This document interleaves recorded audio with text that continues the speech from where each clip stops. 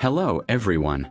You know that frustrating feeling when your remote just stops working, leaving you stuck with a black screen?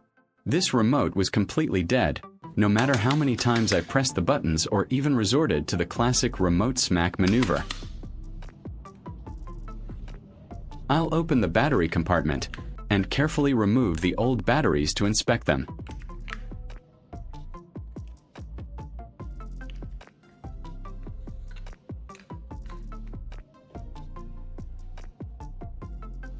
Then I try pressing the buttons again, but still nothing happens on the TV. But in this video, I'm going to show you how I brought this remote back to life.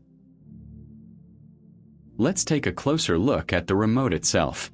I'm checking all the buttons and the overall condition. It looks pretty standard, but there might be hidden issues causing the malfunction.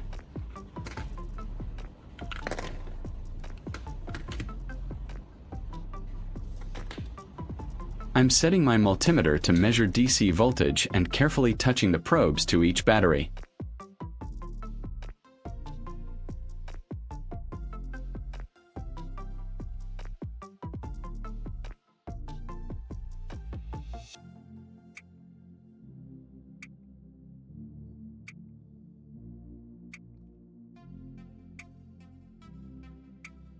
As you can see, both batteries read around 1.57 volts, which is perfectly healthy. So, the batteries are definitely not the culprit here.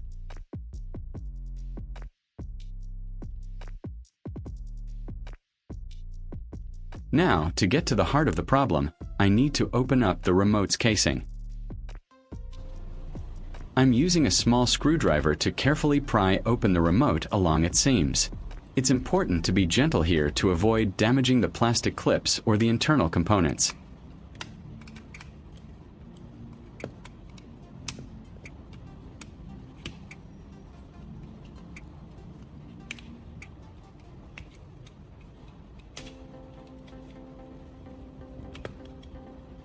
With the casing open, I can now remove the internal components, the main circuit board and the rubber button mat.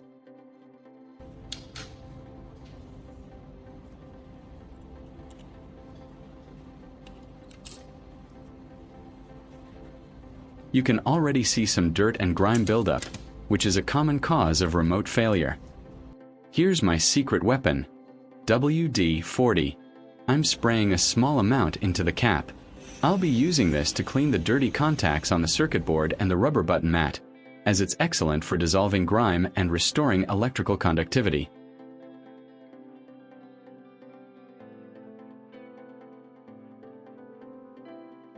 Using a cotton swab dipped in WD-40, I'm meticulously cleaning all the contact points on the circuit board.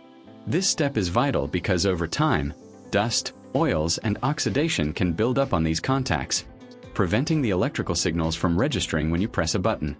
A thorough cleaning can often fix many non-responsive buttons.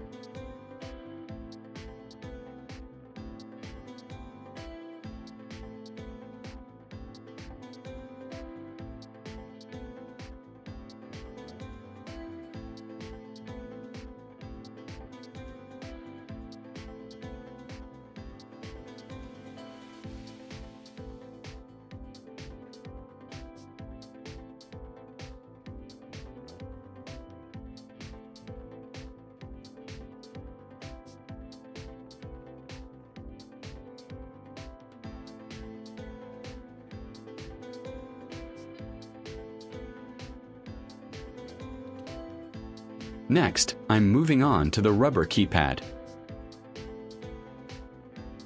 I'm cleaning the back of each button contact with the WD-40 and cotton swab. I'm specifically focusing on the black conductive pads on the underside of each button.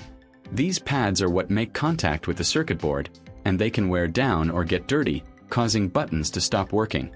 Cleaning these with WD-40 will help restore their conductivity.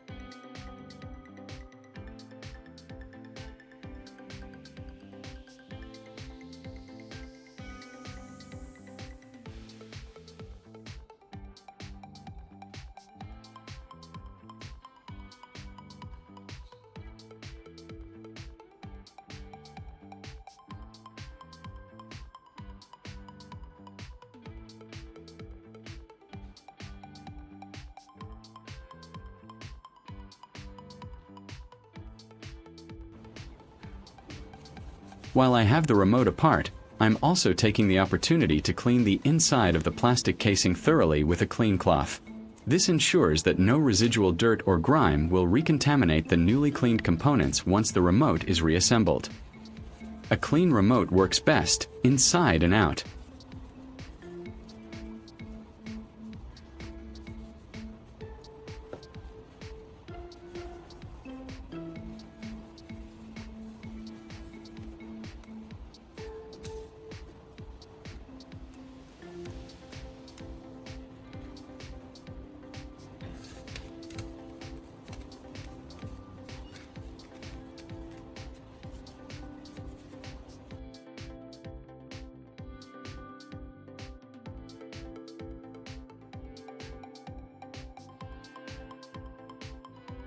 Now for the secret ingredient.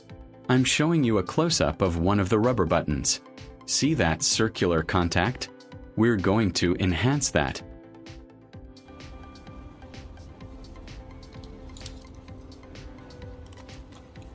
I'm carefully cutting out small round pieces from the aluminum foil backing of a pill blister pack. This foil is conductive and will serve as a new contact surface for buttons that have lost their original conductivity. It's a cheap and effective repair hack. Using a small pair of scissors, I cut out precise little circles.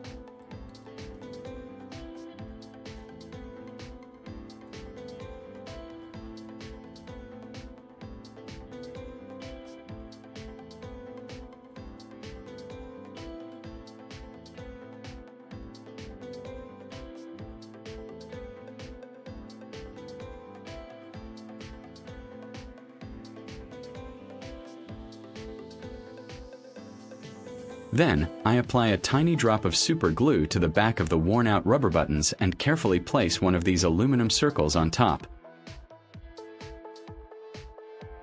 This creates a new, highly conductive surface that will make solid contact with the circuit board, restoring full functionality to those problematic buttons. With the cleaning done and the button pads reinforced, it's time to reassemble the remote. I carefully place the rubber button pad back into the front casing, making sure all the buttons are aligned.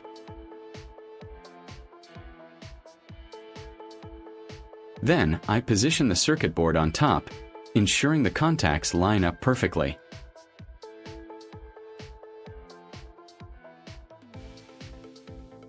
Finally, I snap the back casing into place, making sure all the clips engage securely, and reinsert the batteries.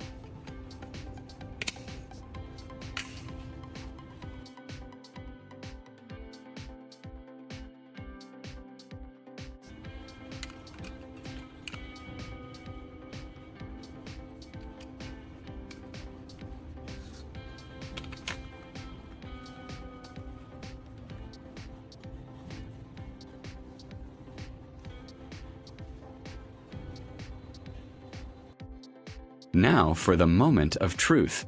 I'm pointing the remote at the TV and pressing the power button. And just like that, the TV turns on. We've successfully brought it back from the dead. I'm cycling through channels, and every button press is responsive and smooth. Look how perfectly it works. This simple repair saved me from buying a new remote. The remote is working perfectly again, changing channels and volume with ease. If you found this video helpful, please give it a thumbs up, share it with your friends, and subscribe for more amazing DIY tips and tricks. Thank you for watching, and I'll see you in the next one.